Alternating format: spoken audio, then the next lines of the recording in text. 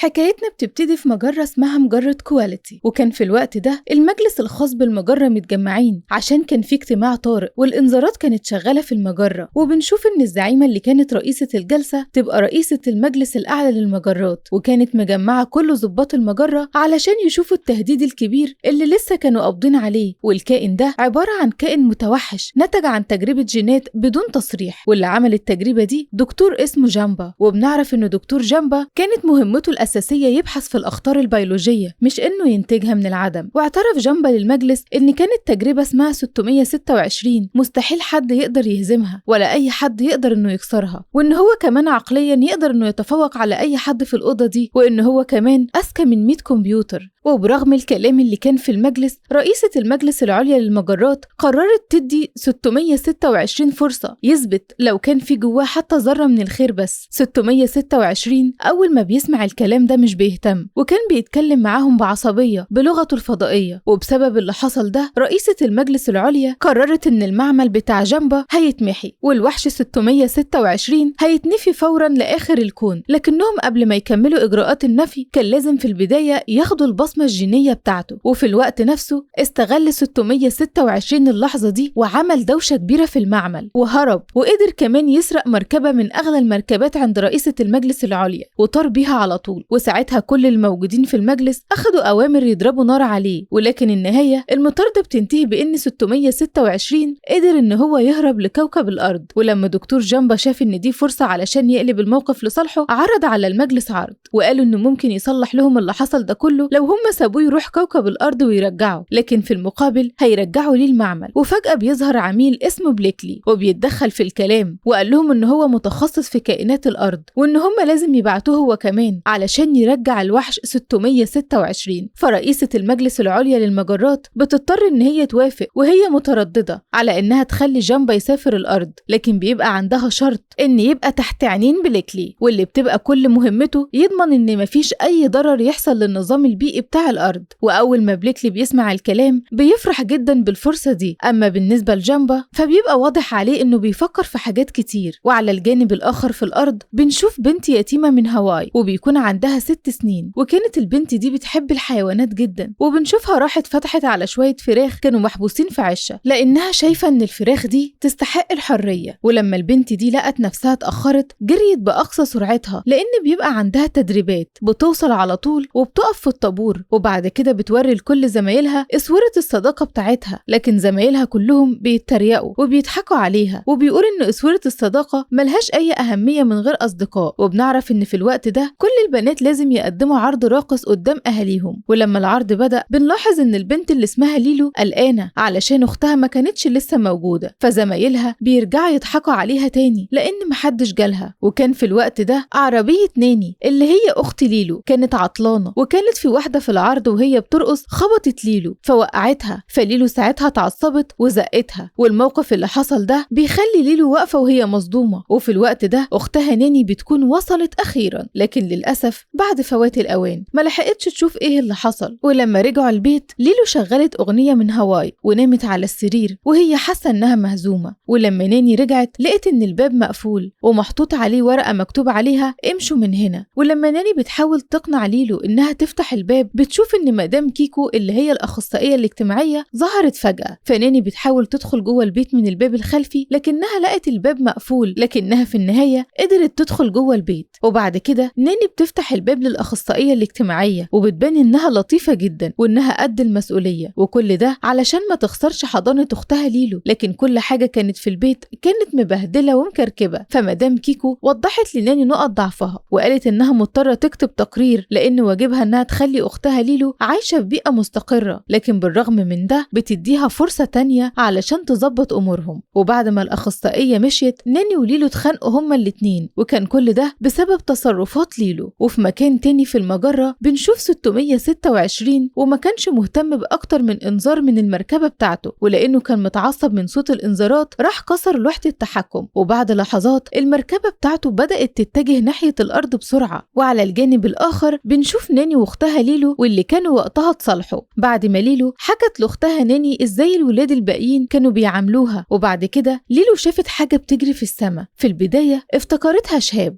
فطردت أختها نيني بسرعة من أوضتها علشان تتمنى أمنية إن يبقى عندها صديق حقيقي، وإنها بتتمنى الصديق ده ما يكونش حد بيتريق عليها أو يسيبها ويمشي، وإن هو يكون أعز صديق. ومن ناحية تانية بنشوف 626 بعد ما وصل لكوكب الأرض وكان بيحتفل بهروبه، ولما الطوق اللي في رقبته صعقه فجأة بتبقى الصعقة دي جاية من جامبا اللي كان بيلعب وقتها في الزراير بتاعة التحكم، وكان بيحاول ساعتها يفهم هي بتشتغل إزاي. فبليكلي بيطلب منه إنه يبطل اللي بيعمله ده، وقال له إن الطوق ده ممكن يساعدهم علشان يقدروا يحددوا مكان 626. وبعد كده بنشوف على الأرض 626 وكان بيحاول وقتها يعمل قفلة في الطوق ويعطله، وبيقدر يعمل كده بإنه حط الطوق في سلك كهرباء ضغط عالي، والموضوع فعلا بينجح، والمركبة اللي هو سرقها فقدت الإشارة، وهو بيبقى نجح إنه يخلع الجهاز من رقبته. بعد كده 626 وهو ماشي شاف تورته شكلها حلو من بعيد، فجرى بسرعة واستخدم ترولي ودخل بالترولي في قلب الفرح، وقدر ان هو يعمل فوضى كبيرة. وبعد كده المعازيم فضلوا يدوروا عليه وما كانوش واخدين بالهم انه مستخبي جوه كوباية، وبتنتهي الفوضى دي كلها لما 626 اكل التورته كلها اللي كانت شداه من البداية. وبعد كده بيجي اتوبيس سياحي خبطه وهو تايه في الشارع ففقد وعيه على طول. ومن ناحية تانية دكتور جامبا ومعاه بليكي قرروا انهم يمشوا ورا اثر 626، وده من خلال الدمار اللي سابه وراه. وعلشان يفضلوا متخفيين اتنكروا في شكل بني ادمين اللي لمسوهم، وده باستخدام عروض هيلوجرامية. وبالرغم ان المشي في هيئة بشر كان صعب عليهم شوية، الا ان بليكي قدر يحجز لهم في اوضة في فندق. ومن ناحية تانية بنشوف المختصين بالرفق بالحيوان لقوا 626 ولقوه مغمى عليه، فخدوه للملجأ. وعلى الجانب الاخر في الاسانسير بنشوف جامبا وبليكي سمعوا بالصدفة خبر القبض على النسخة اللي هم متنكرين في شكلها. ومن ناحية تانية بنشوف ليلو كانت بتترجى جدتها علشان تاخدها الملجأ الحيوانات لأن أختها نيني ما كانتش موافقة، فالجدة ساعتها بتوافق. فليلو وقتها بتجري وهي فرحانة جدا. وفي نفس اللحظة دي 626 صحى ولقى نفسه جوه قفص وحواليه كلاب عمالة تنبح، فحاول ساعتها يتفاهم معاهم لكنهم فضلوا ينبحوا لحد ما اتعصب 626 وكسر القفص وخرج لوحده. من ناحية تانية بنشوف ليلو اللي كانت وصلت في الوقت المناسب بالظبط، وكان في الوقت ده 626 شاف تورته تانية شكلها أحلى واللي بتكون هي الطعم اللي حطه جامبا وبليكي، وبيحاولوا هما الاتنين يضربوا عليه طلقات مخدرة، لكن 626 بيقدر بكل بساطة يتفادى كل ضرباتهم وبيرجع علشان يستخبى جوه الملجأ من تاني. وجوه الملجأ ليلو شافت الكلاب اللي على طول بينبحوا وبيترعشوا من الخوف، وبيقدر 626 بذكائه يخبي ملامحه الفضائية وبيتصرف على أساس إنه كلب لطيف، وكل ده علشان يحاول يقنع ليلو إنها تتبناه. وفي البداية ليلو بتبقى مخضوضة لكنها بعد كده بتكون ارتاحت ليه، وده بعد ما بيكونوا لعبوا مع بعض شوية. بعد كده بتيجي الجدة وبتبقى خلصت إجراءات التبني، ولما جامبا بيحاول يضرب 626 تاني وهو خارج من الملجأ بليكلي بياخد الطلقة بالغلط. وفي الوقت ده 626 بيبقى خلاص هرب من المكان. ومن ناحية تانية بنشوف ناني بعد ما شافت 626 وكانت متعصبة من جدتها لأنها سمحت لليلو تتبنى الكائن الغريب ده، لكن الجدة بتكذب عليها وقالت إن دي فكرتها، وده علشان تخلي ليلو عندها صديق تلعب معاه. ولأن في الوقت ده كان لازم ناني تروح شغلها بتروح على طول. تعرف ليلو إن الكائن اللي هي جابته ده مسؤوليتها. وعلى الجانب الآخر عملاء من المخابرات المركزية بقيادة واحد اسمه كوبرا بابلز اكتشفوا المركبة الفضائية المتحطمة في الغابة، فكوبرا قرر انه يفتش اكتر. وبعد كده بنشوف الجدة اخدت ليلو و626 علشان ياكلوا سوا ايس كريم. ولما كانوا هناك بيظهر مجموعة بنات عارفين ليلو وبيتنمروا عليها مرة تانية. واول ما 626 شاف اللي حصل ده زق واحدة من البنات ووقعها من عربيتها الصغيرة وخطفها، ولما اخد العربية ساقها بسرعة وكانت معاه ليلو. لكنهم لما وصلوا لآخر الطريق 626 حس بإحباط ويأس، وده لأن مفيش مدينة كبيرة علشان يدمرها. وبعد كده ليلو قررت إنها تاخده علشان يعوم، لكن 626 رفض وكان واضح جدا عليه إنه خايف قوي من المية. وبرغم من كده بيقضي وقت حلو قوي مع ليلو على الشط. ولما كانوا مروحين في العربية ليلو أخيرا قررت إنها تسمي 626 باسم ستيتش. ولما ناني كانت سايقة العربية كانت على وشك إنها تخبط في جامبا وبليكي وبليكلي، وبالرغم إن جامبا شاف ستيتش في العربية سابهم يعدوا، لكنه بيحط جهاز تتبع العربية من غير ما ياخدوا بالهم. ولأن ناني كانت متأخرة على شغلها أخدت ليلو وستيتش معاها مكان شغلها، فستيتش ما كانش عارف يقعد بشكل طبيعي، فراحت على طول ربطه في كرسي لوحده. فبسرعة ستيتش هرب من ليلو وعمل دوشة كبيرة وهو بيلعب بالخراطيم، وبهدل كمان الأكل وولع حريقة في المكان. فمدير البار وقتها ما قدرش يتحمل كل اللي حصل ورفض ناني على طول من الشغل. ولسوء حظهم كمان العربية بتاعتهم بتتعطل وما بتكونش راضية تشتغل. وفي اللحظة دي جامبا وبليكلي بيكونوا وصلوا لمكان ستيتش، لكن في اللحظة دي رئيسة المجلس العليا للمجرات اتصلت بيهم علشان تطالبهم بتفسير لتأخيرهم كل ده. فبيطمنوها وبيقولوا لها ان القبض على 626 محتاج وقت. ومن ناحية تانية لما ناني وليلو وستيتش رجعوا البيت وصلوا وهم مش واخدين بالهم ان كوبرا بابلز وكمان عملائه كانوا بيراقبوهم بكل سرية من غير ما ياخدوا بالهم. وبيرجع ستيتش تاني يعمل فوضى ويبهدل ويكركب البيت وبيخرب اي حاجة تيجي قدامه. وطول الوقت ده كان كوبرا بيسمع بانتباه كل كلمة كانت بتتقال بينهم. فناني وعدت ليلو انها هترجع ستيتش الملجأ بكرة، وطنشت توسلات ليلو اللي بتبقى خلاص يئست علشان تخلي ستيتش يقعد معاهم، لان ليلو بتكون خلاص اعتبرت ستيتش من العيلة بتاعتها، وقالت ان ستيتش بالظبط هو الصديق اللي كانت بتتمنى وجوده. ولما كوبرا بابلز بيسمع الكلام بيؤمر واحد من عملائه ان يجيب له الأخصائية الاجتماعية علشان يقدر ينضم ليها من غير ما حد يعرف حقيقته. وفي نفس اللحظة دي ليلو كانت بتحاول تقنع ستيتش يبطل يعمل دوشة ومشاكل في البيت. ولما أخيرا ستيتش هدي وركز مع ليلو بتوريله ازاي زمان كانت ناني مبسوطة وفرحانة، وأكدت له ان العائلات المفروض يساعدوا بعض وما يعملوش فوضى. وبعد كده بتبدأ تعلم ستيتش الرقص التقليدي بتاع هاواي. وبعد شوية بنشوف جانب لطيف من ستيتش، والجانب ده ما بيكونش ظهر قبل كده. وفي اليوم اللي بعده الصبح كوبرا بابلز بيكون وصلوا مع الأخصائية الاجتماعية لبيت ناني، وقدم نفسه على إنه مدير الخدمات الاجتماعية. فمدام كيكو أخدت ناني على جنب علشان تتكلم معاها عن المشكلة اللي حصلت في شغلها امبارح. وفي الوقت ده كوبرا كان بياخد عينة من ستيتش علشان يحللها، وليلو بتلاحظ إن شكل كوبرا مش لايق أبدا إنه يبقى أخصائي اجتماعي، لكنه برضه قدر ياخد العينة. وفي نفس اللحظة دي جامبا وبليكي كانوا لسه ماشيين ورا ناني وليلو، وناني كانت واخداه معاها وهي بتدور على شغل. وفي اللحظة دي ليلو كانت بتدرب ستيتش إزاي يتصرف كويس، وقالت له إن هو شقي جدا بالنسبة لحجمه، وأكدت عليه إن لازم يكون حريص جدا علشان يتجنب أي مشكلة.